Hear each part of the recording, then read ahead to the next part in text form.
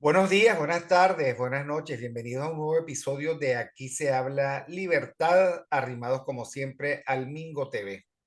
Un día brumoso en Caracas, 17 de febrero del año 2025. No sé cómo está por tu casa, pero por aquí el día no termina de levantar. Hace un poquito más de frío que del que había venido haciendo los últimos días.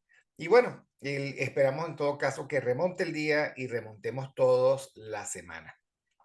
Gracias a todos ustedes por suscribirse al canal, por darle like al programa, por tocar la campanita para estar pendiente de las próximas emisiones en la parrilla de Mingo TV. Gracias a Mingo y a Erika Mendoza Tobar, Mingo que consiguen en X y en Instagram como @Mingo TV, porque todos estamos haciendo el esfuerzo de darle sentido y participación y masividad a este canal. Y Erika Mendoza, ella la consiguen en X como @Ementov y en Instagram como @Erika Mentov. A Daniel Fontán como @Miguel Fontán. A mí como @BJMC. Gracias a todos los que curucutean y curiosean en patreon.com, el canal de Víctor Maldonado C. Ya estoy recibiendo recomendaciones para hacer más memorable ese curucuteo, como dice que ustedes fijen también la dirección. Y bueno, comenzamos la semana con Miguel Fontán, como todos los lunes, tratando de recordar que este programa, la productora ejecutiva es Catherine Manzano, eso para que no se nos olvide, pero el, tratando de hacer un repaso de ciertas categorías políticas que se han insertado en el debate político venezolano y que son categorías dicotómicas. Por ejemplo, allí donde dicen que hay desmoralizadores, me imagino que habrá en el otro extremo los moralizadores, ¿no? Allí donde hay los normalizadores, en el otro extremo estarán, qué sé yo, los no normalizadores. Entonces yo quería conversar con Miguel Fontana al respecto, de cuáles son las categorías políticas que están vigentes para comprender al país en este momento. Bienvenido, Miguel. Hola, querido amigo, ¿cómo está? Bueno, buenos días, buenas tardes y buenas noches a los que nos escuchan.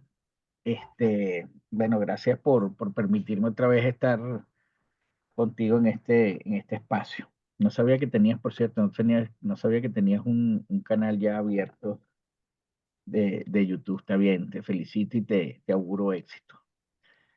Mira, bueno, no hemos salido, no hemos cambiado mucho los significantes de esas categorías, ¿no? Lo que sí hemos variado es en la categorización en sí. Es decir, este, utilizamos o utilizan eh, categorías para, de alguna manera, mitigar la crítica, como los desmoralizadores, este, incluso a veces los fantasmas, los que ven fantasmas, los fantasmagóricos. Y eso se repite en todos los líderes de oposición, ¿no? La crítica de los líderes de oposición le hace mucho daño, con lo cual demuestran que su talante democrático no es tal, que su preparación para la política no es tal, porque tienen una piel muy fina. Pero también utilizan otras categorías de las que ellos mismos pertenecen, que es el tema de los normalizadores, ¿ok? O los negociadores, ¿no? Y esas categorías siempre resultan paradójicas porque toda la oposición, incluyendo esta, siempre habla de un abrazo con el chavismo. Hay que negociar, en algún momento los más audaces proponen justicia transicional, los más limitados cognitivamente proponen fotos y conversaciones con líderes del chavismo, ¿no? Pero en todo caso, todos tienen esa dicotomía. Dicen luchar con un régimen, dicen que la lucha es existencial, pero después terminan diciendo, no, vale, pero para salir de esto, entonces nos tenemos que abrazar con gente que ha colaborado, que es parte del régimen. Entonces, uno se pregunta, ¿es verdaderamente la lucha existencial? y si es la lucha existencial, ellos entienden de qué va una lucha existencial. Entonces, cada vez que uno oye el discurso de esta oposición, si uno lo escucha con pensamiento crítico, lo único que le genera es más vacío, más desilusión, más desazón, más sinsabor, porque te das cuenta que la oposición lo único que tiene en demasía es egos e incapacidad.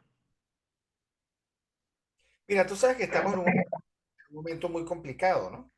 Porque digamos, el juego está más allá de la mitad, utilizando, digamos, esa metáfora de que esto es un juego estratégico que está, digamos, ya pasó su momento culminante. Y a mí me parece que los venezolanos tienen que ubicarse donde es. En primer lugar, hay un primer plano de este juego estratégico en el que están los que han liderado este juego estratégico. En ese primer plano está María Corina, Edmundo González, la plataforma unitaria y los restos anárquicos y turbulentos del interinato. ¿Ok? Por ejemplo, si yo tuviese que utilizar una categoría política de desmoralizadores, yo no tendría ninguna duda de decir que desmoraliza aquel cuya falta de integridad y perversidad y exceso de perversidad dañan la disposición del país a seguir atendiendo este juego estratégico. ¿Ok? El, el, entonces, claro, pero eso uno no lo ve. Uno lo que ve es que dicen que desmoralizadores son aquellos que utilizando su libertad de expresión, su derecho a disentir, tratando de ejercer la ciudadanía y como parte de la opinión pública, dicen lo que les parece y además reclaman lo que también, digamos, pareciera el, de sentido común. Entonces, yo lo que veo es que esa categoría de los desmoralizadores se la lanzan a los ciudadanos que disienten mientras protegen ese primer nivel de liderazgo en donde efectivamente están las razones y las causas de la desmoralización. O sea, si María Corina tiene un problema con Manuel Rosales y además tiene diferencias estratégicas y tácticas con él, porque él quiere ir a las elecciones y ella dice que ahora no vale la pena ir a las elecciones, bueno, que diga Manuel Rosales está cometiendo el crimen estratégico de la desmoralización y así evitaría ese disparo en ráfaga que le cae al que es y al que no es y al que se prestan muchas personas que forman parte de la opinión pública. O sea, la opinión pública sufre de crispación porque los líderes no hablan con claridad. Sí, a María Corina le parece conveniente que Manuel Pizarro, Freddy Guevara, Smolansky, John Goycochea sean, digamos, la corte de Edmundo González y lo acompañen y lo representen en todas sus giras, me parece bien que asuma todas las consecuencias, pero lo que no tiene ningún sentido es que nosotros seamos, digamos que los Paganini de eso, cuando le sale mal. O sea, eso es o sea, yo creo que las categorías políticas no pueden ser de ese orden general. Yo creo que un político serio y responsable tiene que decir con quién tiene su trifulca, ¿ok? Con quién tiene su problema. Y decirlo con claridad. Eso, por cierto, que es la forma de ser y de hacerlo de Milley y de Trump. Y por lo visto, el vicepresidente Vance, que dio un discursazo en Sí, conferencia de seguridad de Múnich frente a todos los europeos, en donde dicen, miren, no busquen el enemigo del otro lado, sino en la propia forma de ustedes manejar, por ejemplo, la libertad de expresión que ha tenido tantos problemas en Europa. A mí me sorprende, por ejemplo, el retroceso de la libertad en Gran Bretaña, en el Reino Unido. Me sorprende que hay en cuenta que eso está en manos, por cierto, de un socialista radical. El primer sí. ministro no puede ser más comunista, porque digamos que no le pueden ganar a Lenin. Entonces, allí es donde yo digo que las categorías políticas ya no explican, sino que están siendo usadas para ofender y en todo caso son defensivas. Yo estoy de acuerdo en lo que planteas ahora. Bueno, estoy de acuerdo en el discurso del vicepresidente de los Estados Unidos. Fue un discurso importante, sobre todo por las verdades que dijo en frente de los que lo dijeron, ¿no? Ahora, haciendo un inciso con eso, Europa se ha vuelto muy cínica en el sentido de los cínicos antiguos. Y ellos tienen dos opciones: o ellos toman cartas en el asunto y empiezan a reformar las cosas que han hecho que la democracia occidental se degrade, o esperan la presión de Estados Unidos y de su propia dinámica 4 años a que Trump se vaya. Yo creo que van a optar por lo segundo, porque desde Merkel eso se viene advirtiendo. Ya Trump, en el grupo de los 20 o de los 8, no me acuerdo, dijo unas verdades similares a Europa, ¿no? Y Europa lo que hizo fue, bueno, vamos a aguantar.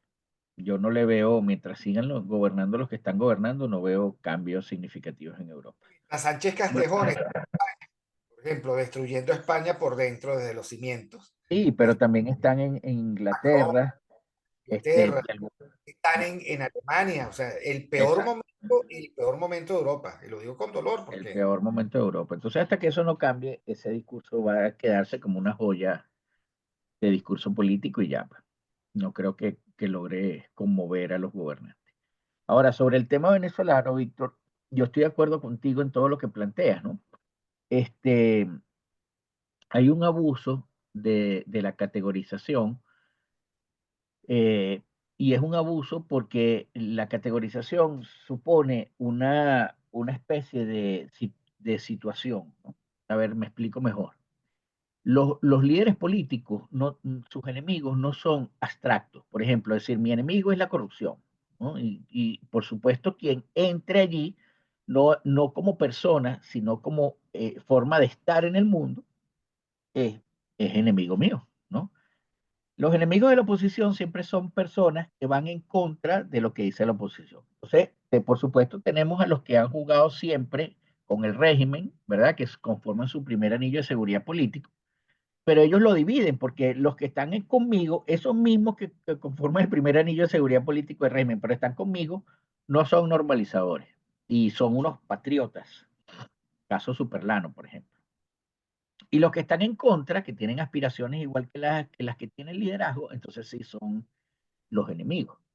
Cuando eso se configura así, entonces tú tienes una cantidad de categorías para describir enemigos, pero no enemigos abstractos, enemigos particulares. O sea, el enemigo nunca va a ser la falta de transparencia porque ellos forman parte de la falta de transparencia. Entonces, claro, ¿qué tienes del otro lado? Tienes ciudadanos críticos, tienes políticos que tienen la misma aspiración y egolatría y la misma mediocridad e ineficiencia que ellos, tienes aliados del régimen declarado, tienes una serie, una pluralidad.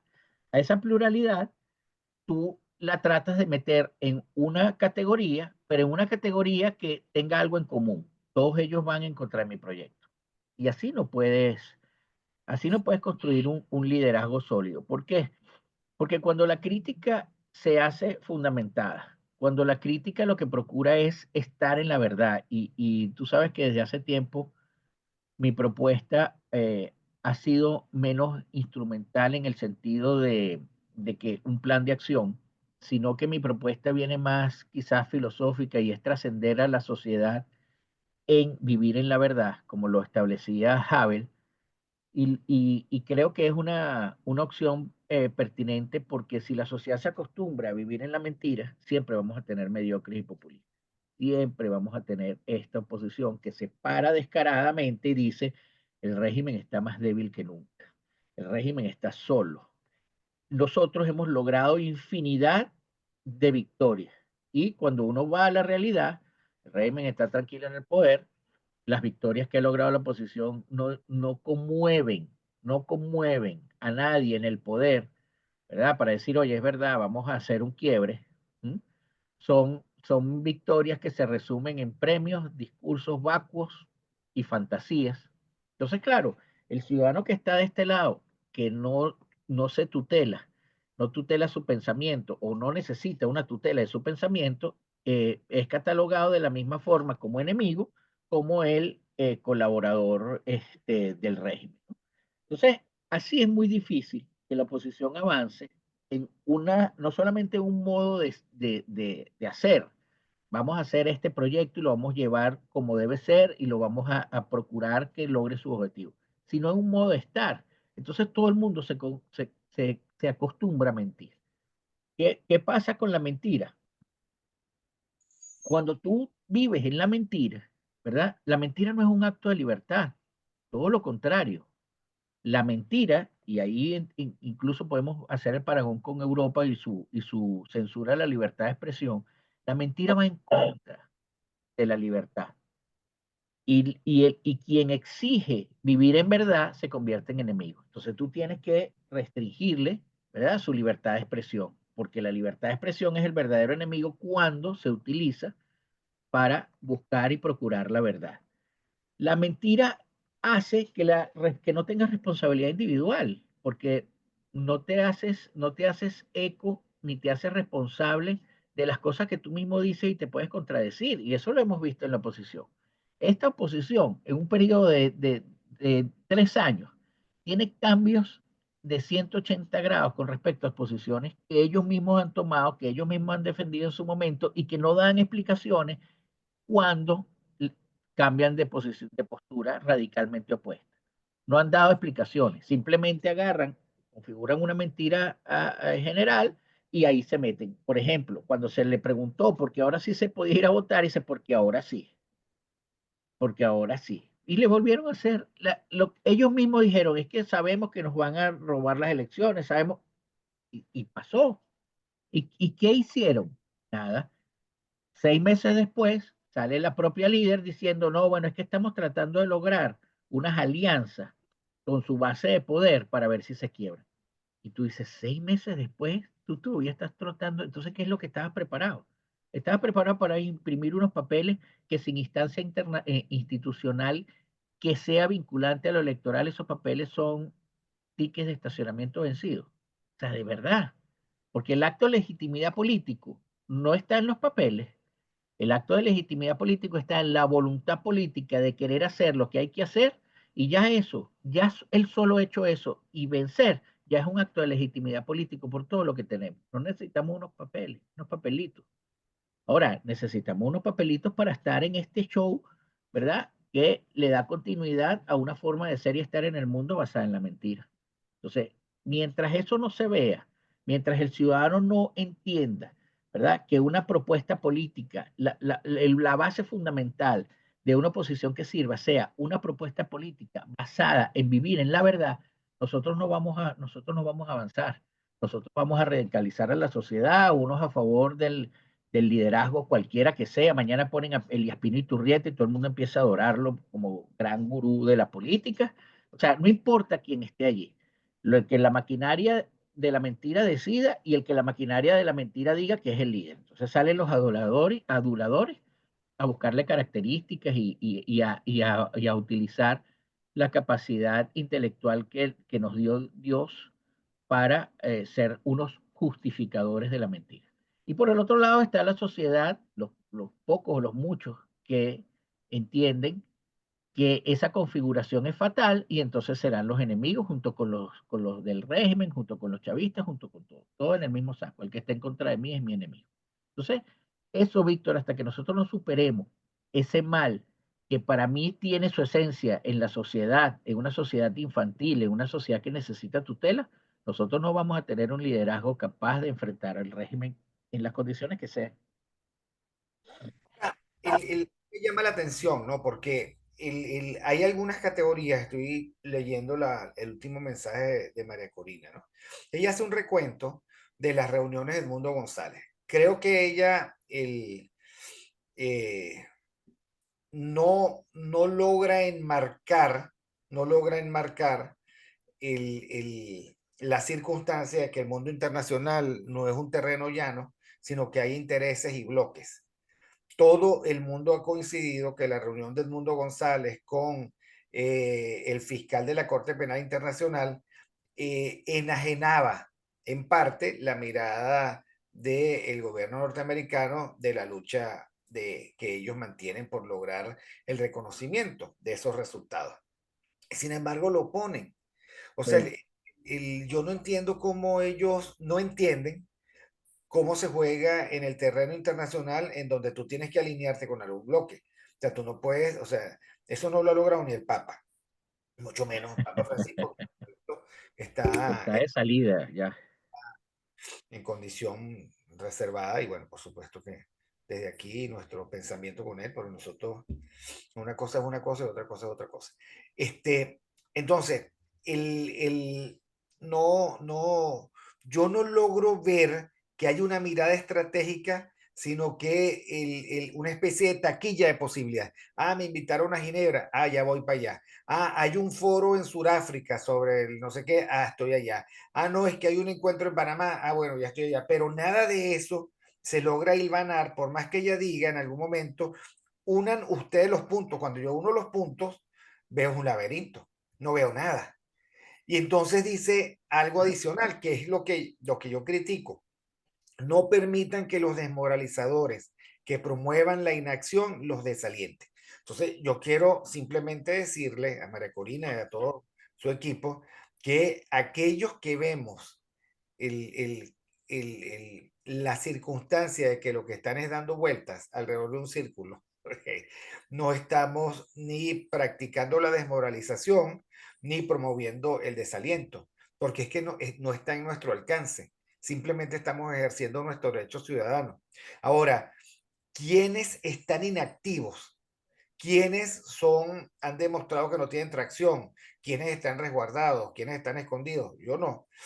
Ok, o sea, lo que quiero decir es que no hay nada más desmoralizador que la circunstancia en la que los ciudadanos ven que sus líderes no dan, no pueden o no quieren dar la cara. O sea, y ojo, tres alternativas. No dan la cara, no pueden dar la cara, no quieren dar la cara. Da lo mismo. Ok, entonces, eso es lo desmoralizador, es la mirada de la realidad y darse cuenta de que este juego está más que acabado, pero hay algunos locos que no quieren soltar el balón y el árbitro no sabe qué hacer con ellos. Pero a mí lo que me disgusta es que en esa categoría de desmoralizadores que promueven la inacción estén todos los que opinan es una especie de baño con manguera de bombero. A mí eso no me parece responsable de parte de un líder. ¿Ok? No me parece. Porque esconde una incapacidad explícita para llamar a las cosas por su nombre. Y para decir, bueno, yo considero que desmoraliza. Porque nosotros cada vez que hemos utilizado una categoría, lo hemos dicho. O sea, por ejemplo, mi categoría de la colaboración tiene nombre y apellido. Punto. Acción Democrática, Primero Justicia, Voluntad Popular, Un Nuevo Tiempo y todos sus partidos satélites que por 26 años se han lucrado de esto. Esa es la colaboración. Que por cierto que los alacranes salieron de esa colaboración porque aquí no existe la combustión espontánea. Entonces, o la generación espontánea. A mí me parece que es inadecuado e irresponsable. De todas otras cosas, nadie le presta atención. Por más que esto le hayan dado retweet, etcétera, etcétera, con esas categorías, ¿cuál es el mensaje que quieres dar? El desmoralizadores que desalientan. Eso por allí. Y por otro lado, una categoría que me llamó mucho la atención que es diversidad táctica. ¿Qué Mm, significa diversidad táctica? Bueno, hay diversidad táctica cuando tú tienes una estrategia robusta y tienes muchos medios a la mano para lograr, todos ellos, lograr el fin. Ahora, diversidad táctica no es girar como el hámster en una rueda sin fin, que por más que tú trates de unir los puntos, tú recuerdas el juego de los chiquitos, esos que utilizaban las niñas, que se colocaban unas cuerdas y iban haciendo unas formas entre las dos manos, no sé cómo se llamará eso o cómo se llamaba, pero más o menos eso, si nosotros unimos los puntos, lo que conseguimos es una especie de tela de araña. Me van a disculpar, pero es que yo no veo que esto avance, porque cuando tú te sales de tu casa, tú ves lo que está ocurriendo de verdad, y ninguno de esos se parece a lo que describen en los mensajes. Eh, eh, sí, eso es verdad. Yo estoy de acuerdo. Me hizo gracia el juego porque es verdad. Yo voy a empezar por esto último que dijiste, ¿no? Para mí esta oposición, ¿verdad? Ha utilizado muchas categorías grandilocuentes para ocultar su ineficiencia y su ineficacia y su falta de preparación, ¿no? Fíjate que nosotros hemos pasado de referencias al dominó, ¿no? Juego ganado no se tranca, ¿no? Mano ganada no se tranca. Después pasamos a el tema del ajedrez. Después pasamos a el tema de las abejas. Y no sé ahorita en qué. ¿Ah? Enjambre. El enjambre, sí, pero y no sé ahorita en qué estamos. Lo cierto es que la oposición, Yo creo que estamos en el momento del morrocoy. Tú sabes que yo tengo un morrocoy en mi casa, que cuando hace frío se entierra. Entonces, el momento del morrocoy enterrado. yo creo, exacto, yo creo que el invierno llegó, pero no para quien esperábamos que llegara. En todo caso, querido amigo, yo estoy de acuerdo en lo que planteas con la agenda Trump, ¿verdad? Estos no saben, es que al no tener claro cuáles son tus capacidades, sino que al carecer de capacidades, cualquier cosa que te parezca una capacidad, tú la adoptas y hasta que esa capacidad en potencia no se revela como insuficiente, entonces tú no la dejas, ¿no? La sigues manteniendo.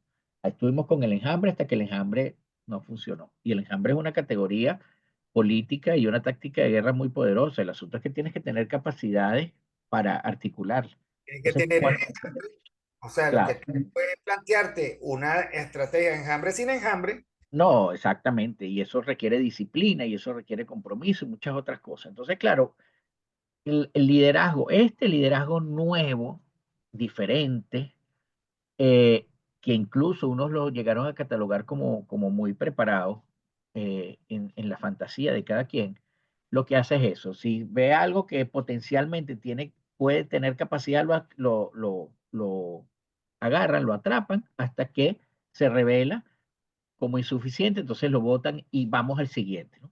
Es más una estrategia de marketing empresarial para posicionar un producto o vender un producto que una estrategia de marketing político. Dicho esto, entonces para mí, lo que este liderazgo llama diversidad táctica es la versión moderna del como vaya viniendo, vamos viendo. O sea, la, totalmente cierto. Ok, la- volvemos a lo mismo. Ok, al incrementalismo desarticulado. Así como va viniendo, vamos viendo. Si vamos la viendo ha sido con lo que sea, pues, ¿no? lo que sea, que llovió y bueno, vamos a... ¿Cuántos venezolanos habrá en Ginebra para estar promoviendo, digamos, una gran manifestación? De repente en un pop es suficiente. Lo que quiero decir es, tienes toda la razón, tienes toda la razón. Este es una nueva reedición del incrementalismo desarticulado, que nunca nos ha llevado a ningún lado, nunca. 26 años de incrementalismo desarticulado y no hemos ido a ningún lado. No, o no, porque lo que se procura, Víctor, con esto es mantener el voluntarismo. Y ahí es donde viene el otro problema. El voluntarismo, esta oposición entendió que se mantiene con esperanza, ¿no? No con una preparación del discurso, no con una calibración muy precisa del entorno, sino siempre manteniendo la esperanza. Y cada vez, así como se incrementa la desarticulación, se incrementa los factores que dan esperanza. Entonces, fíjate cuál era la campaña. Vamos a hablar de dos momentos, ¿no? Hay muchos, pero para no hacer un continuo que a lo mejor no agregue nada de la idea que quiero dejar en la gente. Antes de la campaña había dos promesas que incrementaban la esperanza, perdón, y con ella el voluntarismo. El voluntarismo de seguir ese liderazgo, lo que el liderazgo proponga. O sea, lo importante es seguirlo lo que proponga. Uno era, te voy a devolver a tus seres queridos como si eso dependiese solamente de la condición de país. O sea, detrás de eso hay una decisión personalísima que cuando se toma de manera responsable implica que no es que tú llegas a otro país, te instalas y a los 6 meses dices, bueno, miren, vamos a recoger todo que nos venimos. Eso no sucede así. Por lo menos con la clase media que se toma la responsabilidad y el deber de pensar los pasos que pueden ser impactantes para toda su vida, ¿no? Ese en primer lugar. Y el segundo lugar era la imagen de una Venezuela potencia en menos de un periodo presidencial, ¿no? Como si la transición no existiese o la transición fuese un sobre de Nestí en el que tú agarras, lo echas en agua, lo revuelves bien y ya podemos tomar todo. Entonces, esas dos cosas, esas dos promesas fueron irresponsables. Y cualquiera que se tome el tiempo de pensar la política de manera seria y de manera responsable, se da cuenta que esas promesas no se pueden cumplir. No se pueden cumplir. Una, porque no dependes de las condiciones de país solamente, ¿verdad?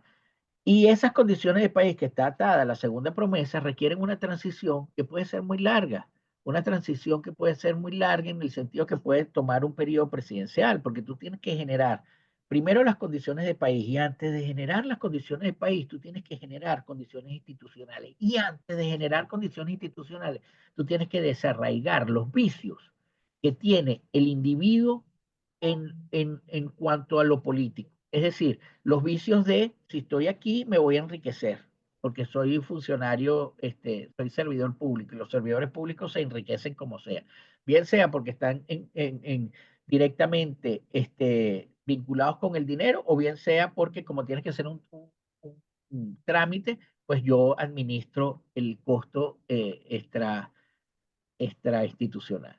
Esos vicios hay que arrancarlos. ¿Verdad? Y si eso hay que arrancarlo, eso no se arranca, eso no es de un día para otro. Aparte, que vas a tener que vivir, ¿verdad? Con los intentos de volver al poder de estos grupos, porque no los vas a eliminar, simplemente los vas a sacar del poder. Entonces, estos grupos van a estar conspirando Bueno, como para...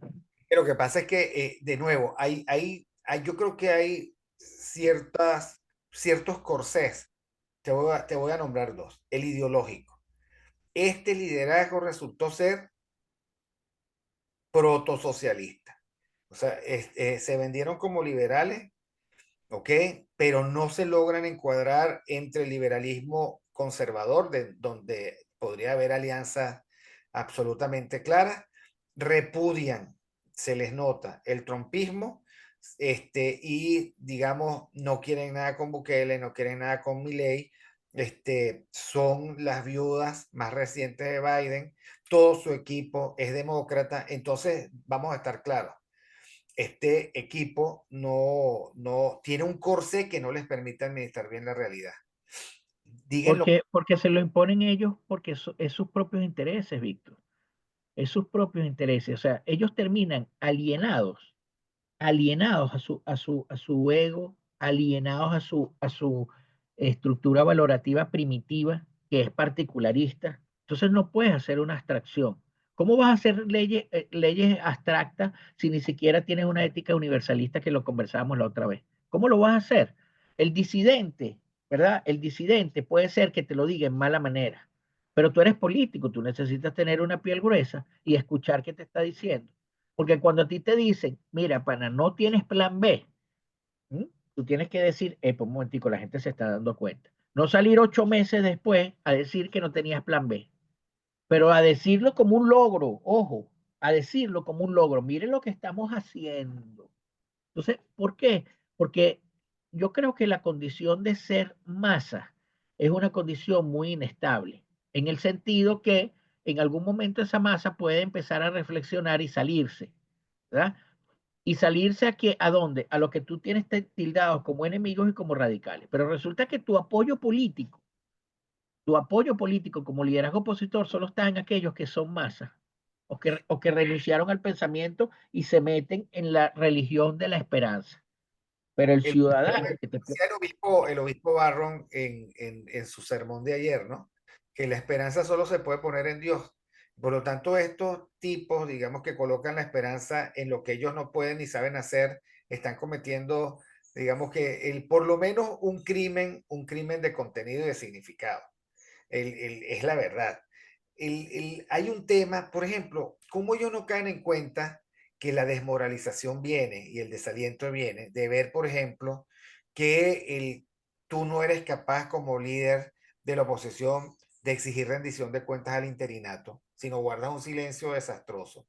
Tú no eres capaz Cómplice. de exigirle a Antonio Ledesma que diga cómo es el tamunangue con su. O sea, ¿cómo es posible que tú puedas confiar en un líder que tiene sentado en la mesa de su familia a dos o a tres como los que él tiene y él supuestamente no se da cuenta?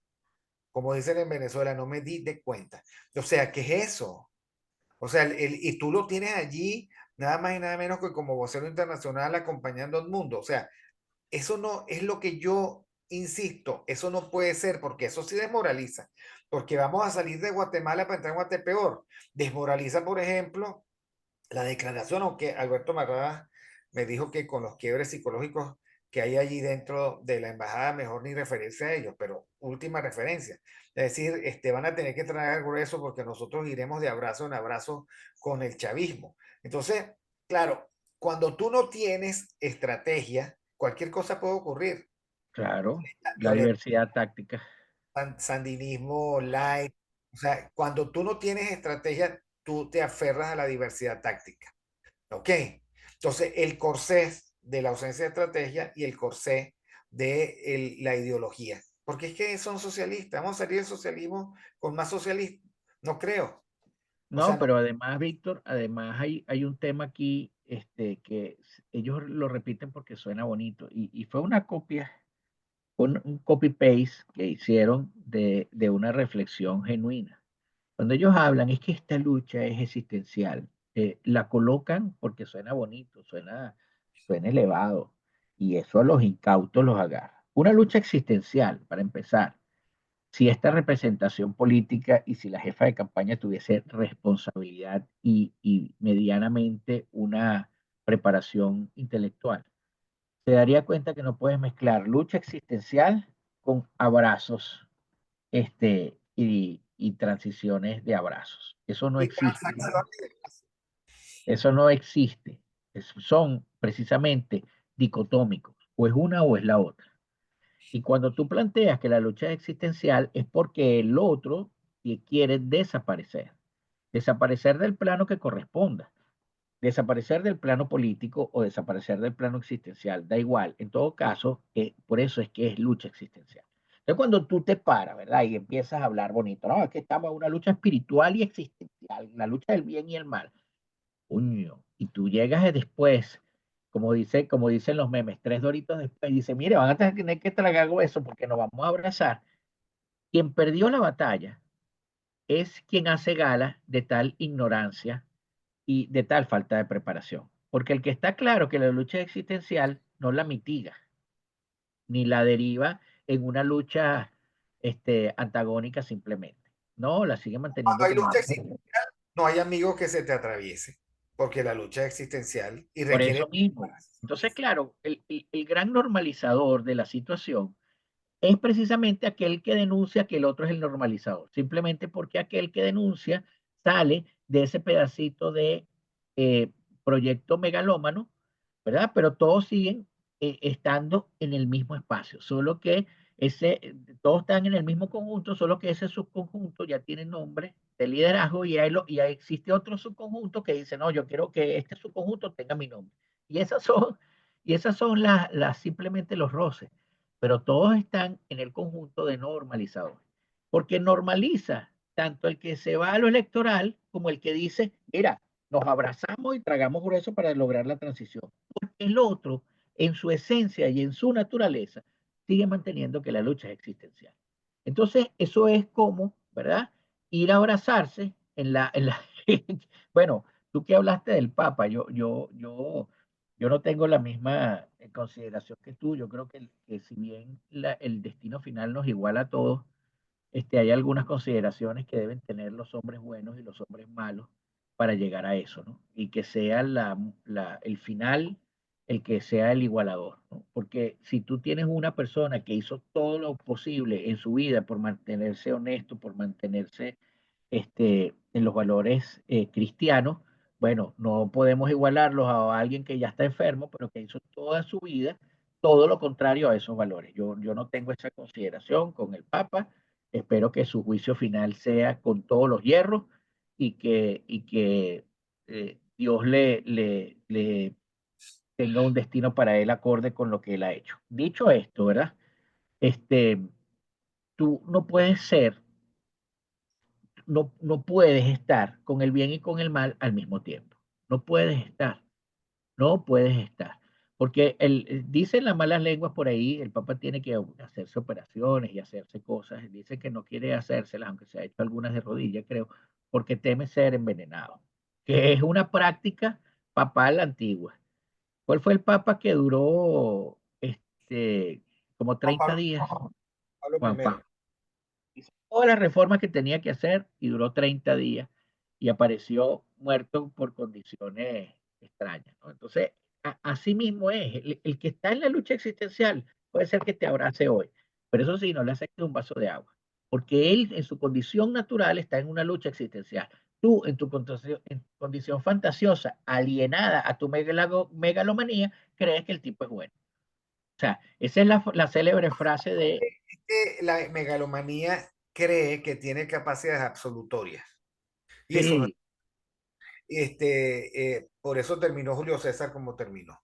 Bueno, mi querido Miguel, se nos ha acabado el tiempo, pero quedan muchas cosas pendientes para la próxima semana. sí, Gracias a todos por haber estado con nosotros. Por favor, difundan el, el, el programa, el canal, pasen por patreon.com y vean mi canal y aporten. Y bueno, seguimos en esta lucha existencial. Saludos a todos. chao.